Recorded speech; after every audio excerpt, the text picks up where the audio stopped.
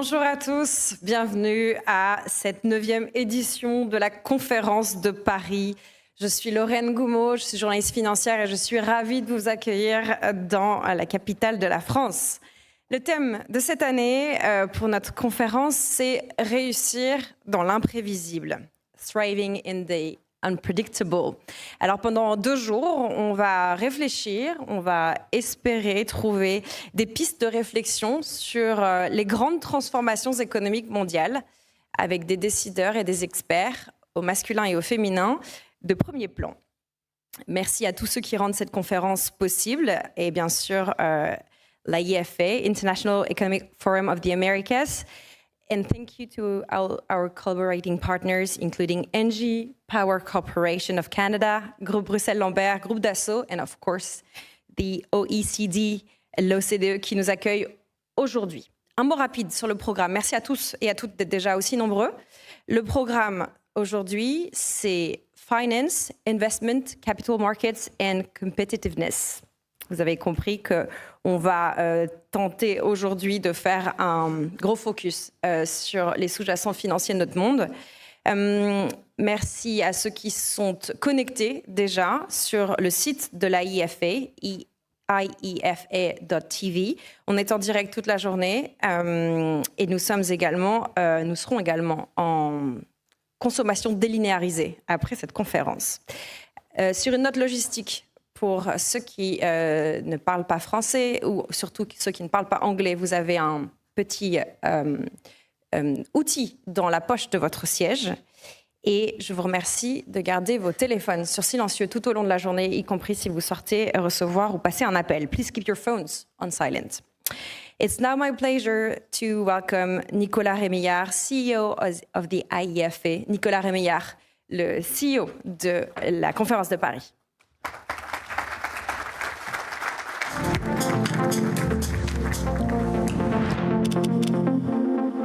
Merci beaucoup, Lorraine. C'est toujours un plaisir de vous avoir avec nous. Bonjour à tous et à toutes, ladies and gentlemen, Minister Champagne, Monsieur le Secrétaire Général. It's truly a pleasure to have you all with us today. Welcome to the 9th edition of la Conférence de Paris, hosted by the International Economic Forum of the Americas. It marks the start of an exceptional gathering of policymakers, business leaders, and thinkers from around the world, all here to exchange ideas, share perspective, and explore solutions under this year's theme, Thriving in the Unpredictable.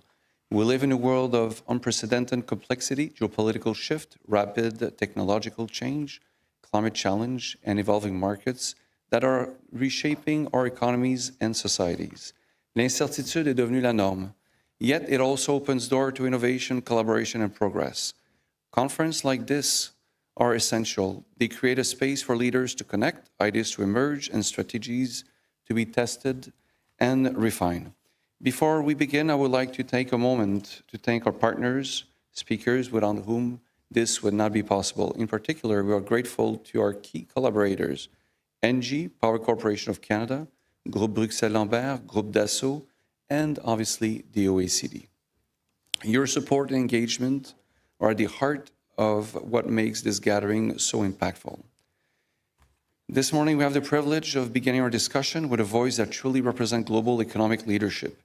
It will be my honor to introduce someone who has dedicated his career for fostering international cooperation, economic growth, and sustainable development. Mathias Cormann currently serves as Secretary General of the OECD, the Organization of Economic Cooperation and Development. In his role, he leads the work of a truly global institution that brings together 38 members, countries, and partners to address some of the most pressing economic and social challenges of our time. Over the course of his career, Mr. Cormann has demonstrated exceptional vision and commitment, guiding governments, building consensus across borders, and helping countries navigate complex economies landscape. His insight on policy, governance, and international collaboration are deeply valued by leaders around the world. Today, he will share his perspective on the forces shaping our global economy and offer guidance on how government, businesses, and communities are thriving in the unpredictable world we live in. J'en profiterai encore une fois pour remercier tous nos partenaires et vous tous avec nous aujourd'hui. Merci à nos partenaires fondateurs, Power Corporation, le groupe Engie, l'OCDE, le groupe GBL. And now, please allow me to invite and welcome on stage Mathias Cormann, the Secretary General of the OECD. Mathias.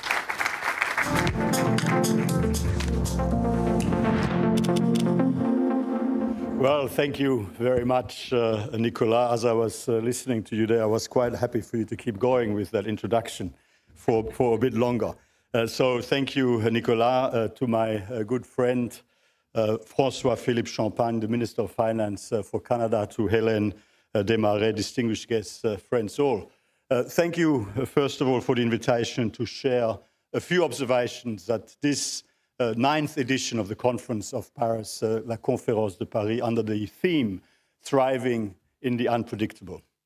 Here at the OECD, we support our members and partner countries from around the world in developing sound policies to enable their economies and societies to thrive and indeed to navigate the current period of elevated uncertainty. Our latest economic outlook, released earlier this month, does show that the global economy has been remarkably resilient in the face of a series of challenges along the way. Economic growth was driven by the front-loading of trade in anticipation of higher tariffs earlier in the year, by strong AI investment, in particular in the United States, and by supportive macroeconomic policies. We now project global GDP to grow by 3.2% this year, slightly below the 3.3% rate of growth achieved last year. And for next year, global growth to moderate slightly to 2.9% as higher tariffs in the United States and China raise costs for business and consumers and reducing growth in trade and investment. For 2027, we project a small rebound in growth to 3.1% as the peak impact of higher tariffs passes and inflation continues to decline. OECD countries are growing at around half the rate of global growth, while economic convergence elsewhere, especially in emerging Asia, remains the main driver of global growth.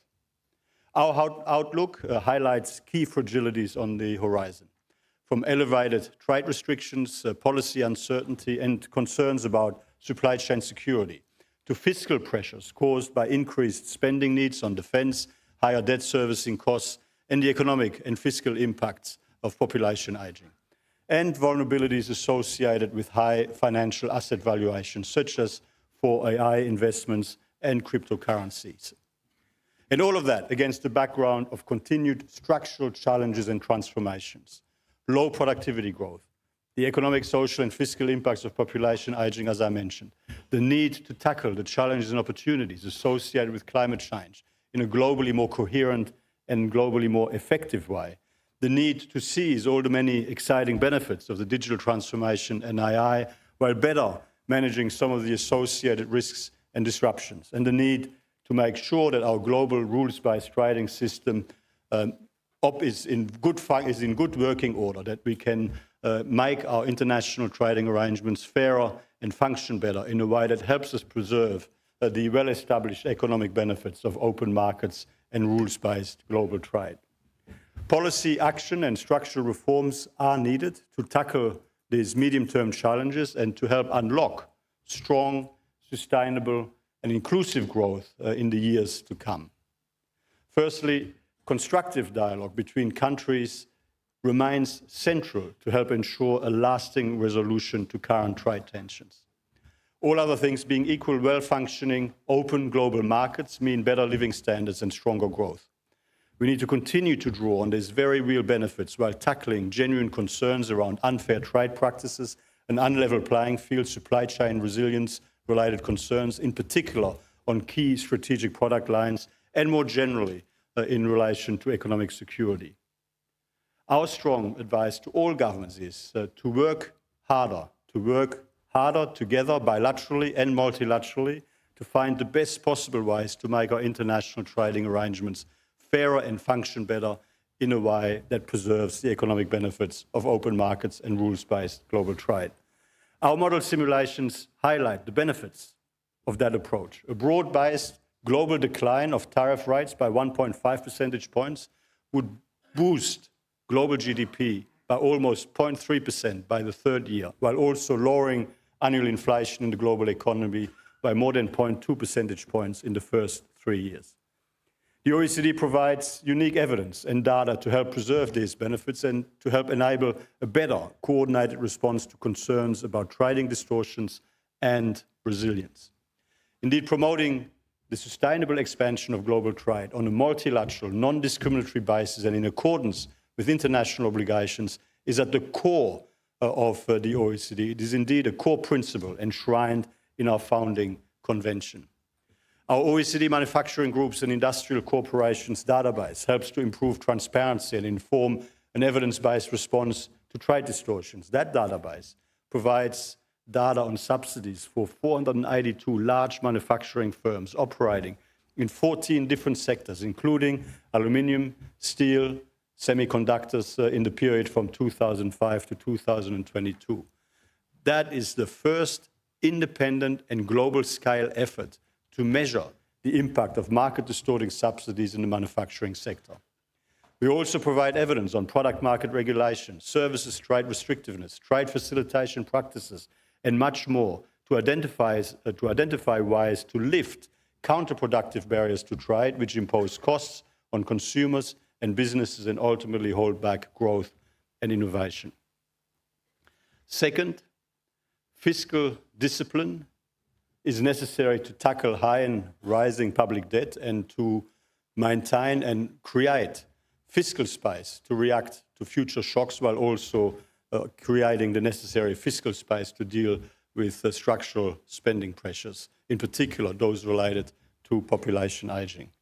Last year, public debt in the OECD stood at 111% of GDP, up from 73% in 2007. Over the same time span, public debt in G20 emerging market economies rose from 54% to 70% of GDP. And costs for servicing public debt are also on the rise. Government interest payments increased as a share of GDP in about 2/3 of OECD countries last year, reaching 3.3% on average.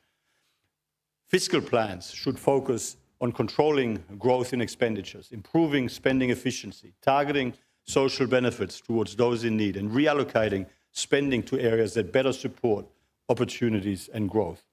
The OECD's upcoming global debt report, which we will release, regulatory environment brings a range of benefits.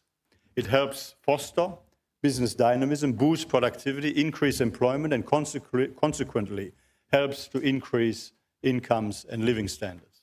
By promoting market entry of new firms and the growth of successful businesses, competition incentivizes companies to innovate and to adopt leading technologies. New OECD empirical estimates highlight the significant economic gains from easing regulations to create more favorable conditions for business and boost productivity. By way of example, bringing regulations on retail trade in line with the 3 OECD countries with the most competition-friendly regulations would help boost labor productivity by 2.3% across OECD countries over the long term. Less strict regulations of professional services would raise labor productivity by 1.6% on average. The OECD has been supporting policymakers in this area through our product market regulation indicators, which serve as a key policy tool for assessing and improving regulatory frameworks by comparing a country's regulations with international best practice. In conclusion, while there may be significant risks to the global economic outlook, we do have the tools to lay the foundations for stronger, high-quality economic growth moving forward. Data-driven, evidence-based policy design, international cooperation and dialogue will be key to achieve the best possible outcomes. And that is exactly where the OECD is able to support member and partner countries from around the world to achieve the best possible outcomes. My very best wishes to all of you for a positive and successful conference as you discuss ways to unlock a more prosperous, resilient and sustainable future. Thank you so much again for giving me the opportunity to say a few words.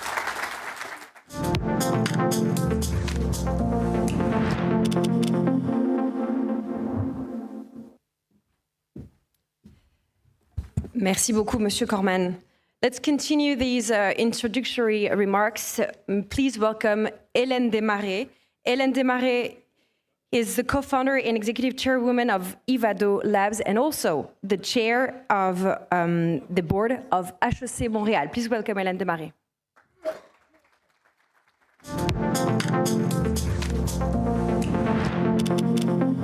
Matin, Messieurs, Mesdames, nous venons d'entendre le secrétaire général de l'OCDE nous rappeler avec force que dans un monde marqué par les tensions et la fragmentation, la coopération internationale, la confiance des cadres partagés demeurent des piliers essentiels. Merci, Monsieur le secrétaire général, pour votre participation à la conférence de Paris et merci l'OCDE pour nous accueillir sur ces 2 jours de conférence.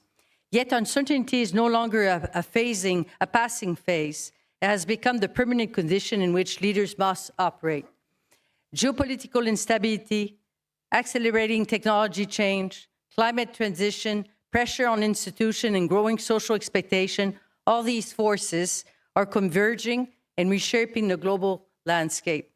This is precisely why the Conference of Paris matters. It exists to create a space where leaders can step back, reflect, and engage in honest dialogue at a time when predictability can no longer be taken for granted. Prospérer dans l'imprévisible, ce n'est pas seulement faire preuve de résilience, c'est accepter l'incertitude comme un paramètre durable et y répondre par la vision, l'anticipation et la capacité à décider, même lorsque la visibilité est que partielle. Thriving in the unpredictable requires more than agility. It requires purpose in how we invest, purpose in how we innovate, purpose in how we build trust across borders and sectors. La conférence de Paris a précisément cette ambition, réunir gouvernements, institutions internationales, entreprises et leaders d'opinion pour croiser les perspectives et construire des réponses concrètes aux grandes transformations de notre époque. Because in today's interconnected world, no single actor can succeed alone. Progress now depends on collaboration between public policy, private initiative, and global institutions. Cela appelle une nouvelle forme de leadership, un leadership capable de concilier performance économique et stabilité sociale, compétitivité et inclusion, ambition nationale et coopération internationale. Uncertainty should not lead to retreat. It calls for clarity. Clarity of priorities, clarity of partnerships, and clarity of leadership. Les choix faits aujourd'hui en matière de politique économique, de finances, de technologie, de transition énergique ou de gouvernance détermineront nos capacités collectives à créer une prospérité durable dans un monde instable. This is why the Conference of Paris is more than a forum. It is a platform for ideas, a platform for trust, a platform for forward-looking leadership. J'ai maintenant le plaisir d'accueillir un dirigeant engagé au cœur de ces enjeux économiques et financiers globaux. Please join me in welcoming Monsieur François-Philippe Champagne, Minister of Finance and National Revenue of Canada.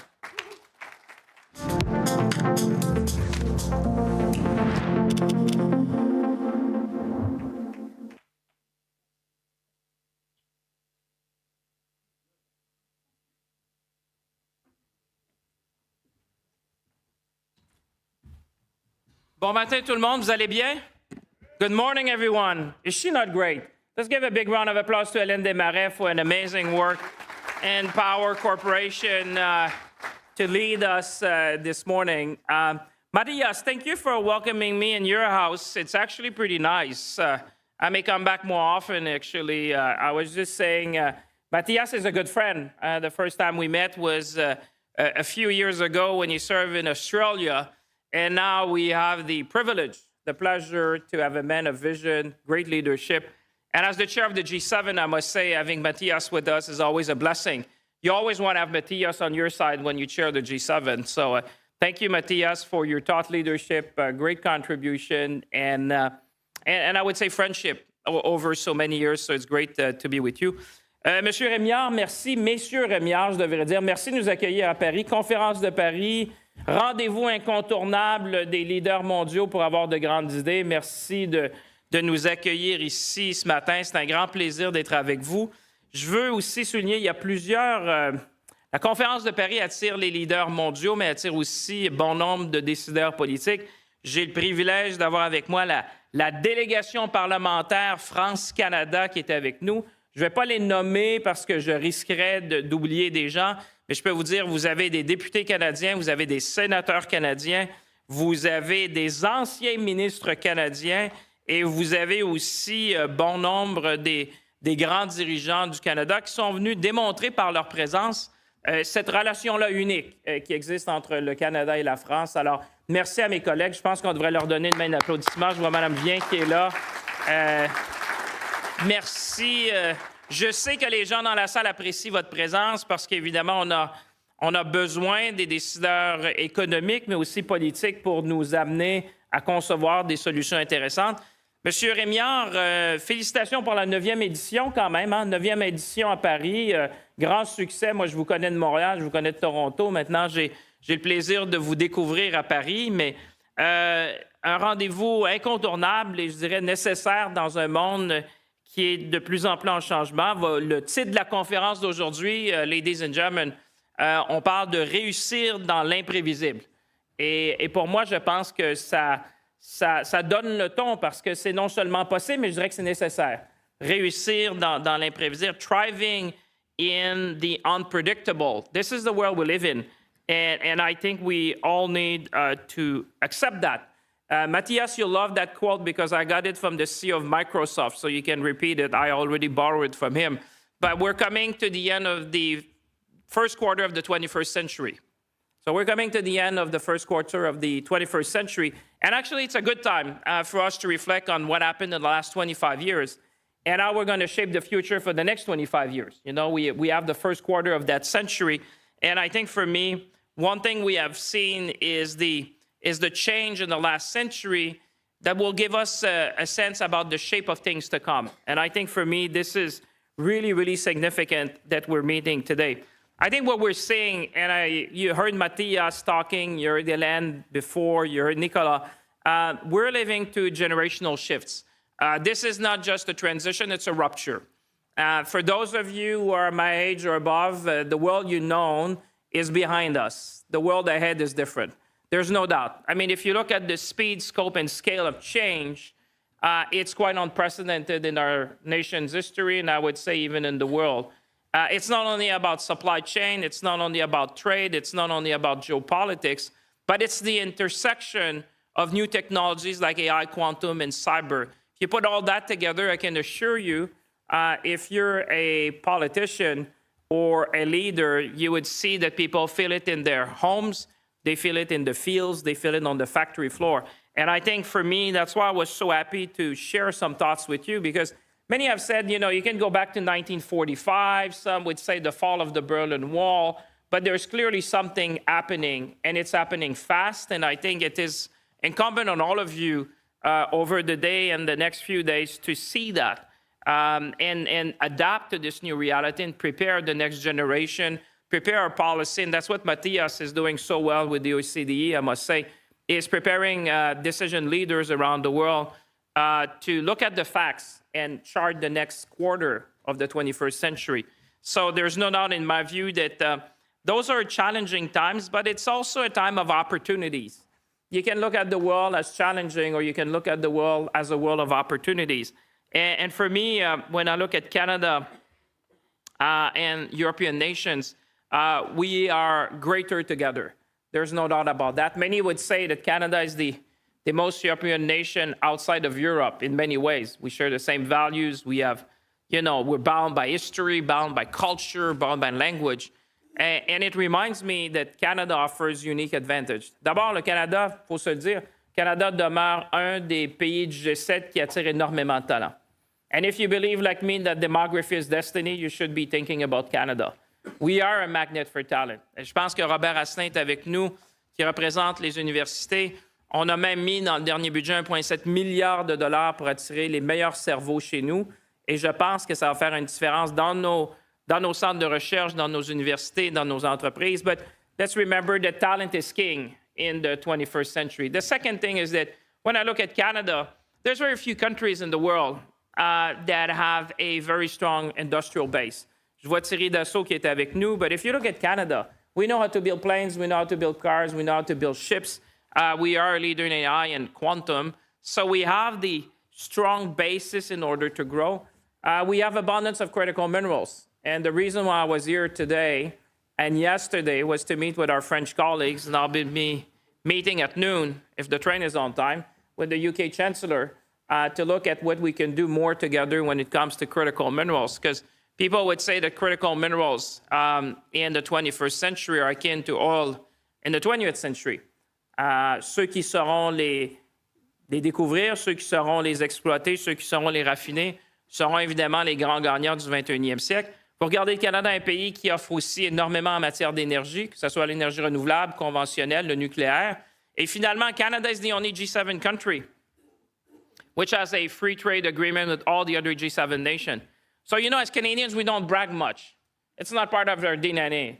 But I'm the bragger-in-chief of the country, so I'm sure you accept that this morning. I had to brag a bit about what we can offer as you think, because I can tell you as the chair of the G7, many countries are looking at Canada, what we've done in our last budget, and now we're trying to work with our partners and colleagues to shape the world.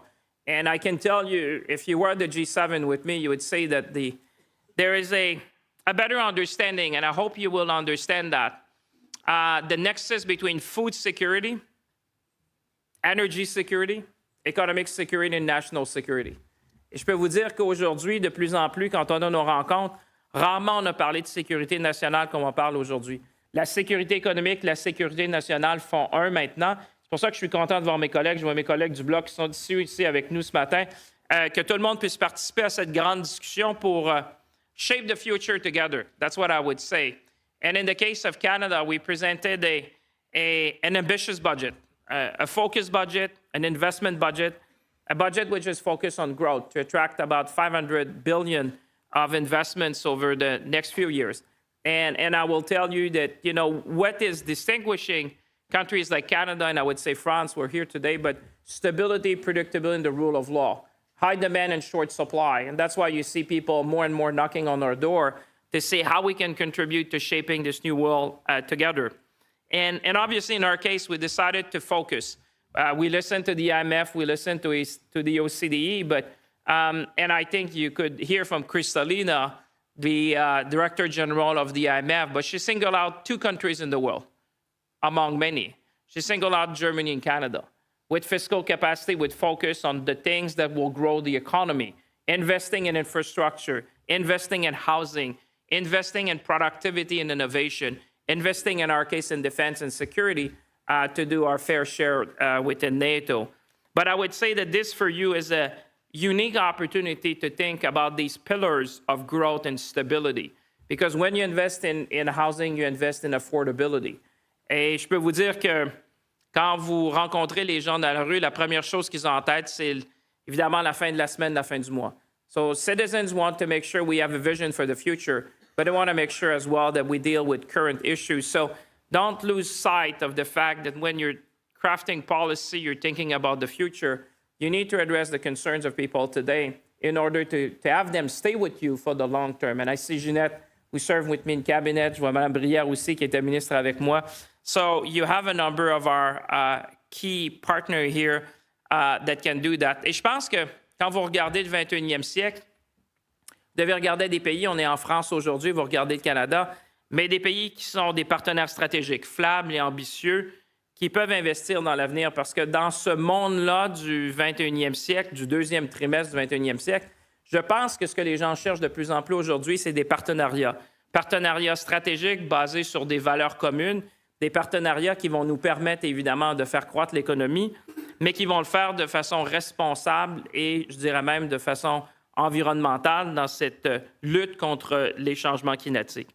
Et je pense que le Canada apporte justement une dimension très importante, une dimension transatlantique à la discussion que vous avez aujourd'hui. So I'll repeat that because I think it matters so much. You know, even Canada has been invited now to ECOFIN, which is the finance ministers' meetings in Europe meeting. The same thing with the Eurogroup. Why? There's a reason.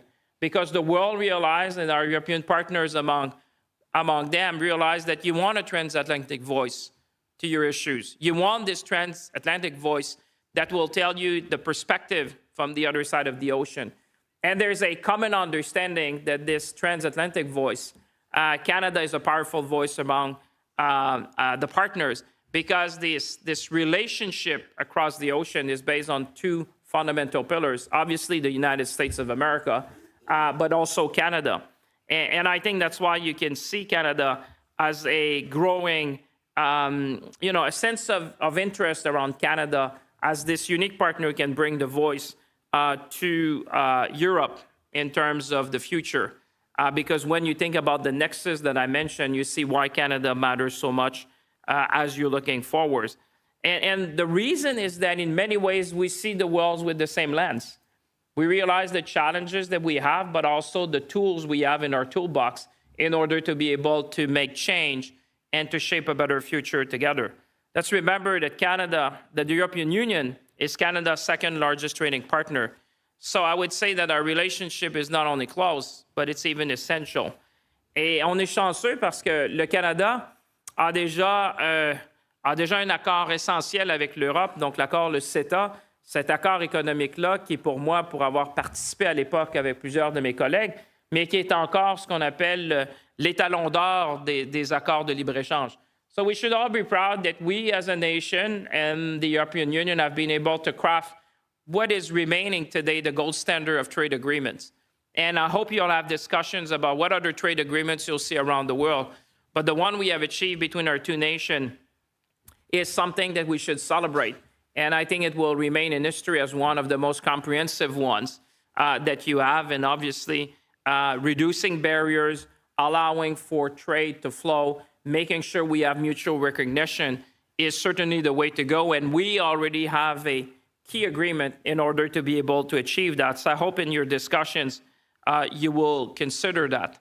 Vous avez probablement vu que le premier ministre Carney aussi est pleinement engagé à faire de cette vision-là une réalité. Le Canada s'est donné comme ambition de doubler ses exportations outre-mer de 300 milliards à 600 milliards avec nos partenaires européens, nos partenaires dans l'Indo-Pacifique. So Canada has always been a trading nation, but now we are doing it in a way which is even more sustained and with diversification in mind. Anyone who's in finance or in business would appreciate that diversification is everything. We've been blessed with geography. So for many decades, we have been trading north-south. Our supply chain have been north-south. The trade lanes have been north-south. The energy lanes have been north-south. But now we're looking at east-west. And certainly Europe is coming to mind. And that's why la conférence de Paris est aussi importante parce que dans ce nouveau partenariat-là stratégique entre l'Europe et le Canada, je pense qu'on a tout à gagner. Le monde change vite, l'incertitude grandit, les dynamiques économiques évoluent, mais je pense qu'à la fin, un partenariat comme le Canada et l'Europe permettent de réduire l'incertitude, qui est le thème central de la conférence, et de donner cette confiance aux gens d'investir. Because I can tell you, when I was chairing in Washington recently, the G7 meeting, I said, we cannot allow uncertainty to become the new certainty. That is not an option for the world. That is not an option for people in Europe. That's not an option for Canadians either. Our option is to make sure that together we craft the policies, we take the decisions, we make the investment that will make our world more resilient and less dependent. And I think that's where Canada's voice matters so much during our discussion. And I can tell you yesterday, the discussion we had with my French colleague, Roland Lescure, qui est le ministre des Finances ici en France, on discutait évidemment de ce qu'on peut faire plus en matière de technologie. On discutait de ce qu'on peut faire plus en matière de minéraux critiques. On parlait de ce qu'on peut faire plus dans la défense. On parlait de ce qu'on peut faire plus en matière de chaîne d'approvisionnement. And I hope this is going to inspire you today because that's the kind of thing, if we're thinking about it as political leaders, you are the enablers, you are the doers, you are the makers. We are convinced that this is the way forward, but I hope you see Canada as a great partner for Europe because I think you should think of us as your supplier of choice. You should think that what we need to do is to strengthen our resilience by common endeavor, by common projects, by common strategic goals. And I can tell you there are many things ahead for us, and that's why I think this conference is so important. I can tell you we are ready to engage now more than ever on concrete opportunities and meaningful partnerships that will take the relationship between Canada and Europe to a new level.